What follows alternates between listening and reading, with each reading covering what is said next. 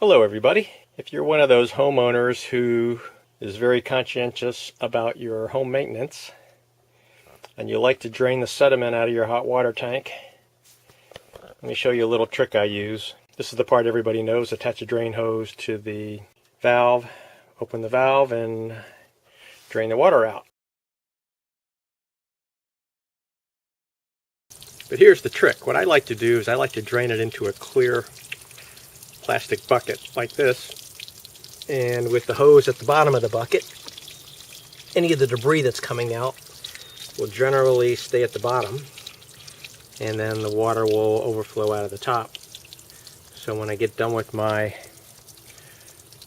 flushing or draining process, I'm able to sort of see how much debris and sediment might have been at the bottom of my tank and whether I should increase the frequency of that cleaning or extend it out a little further than I normally do.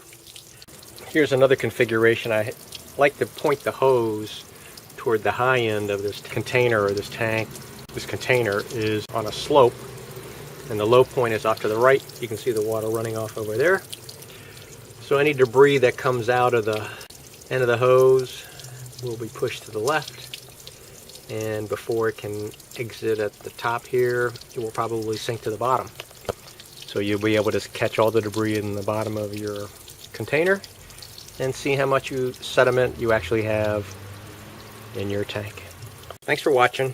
How about subscribing to my channel or giving me a thumbs up if you found this at all helpful?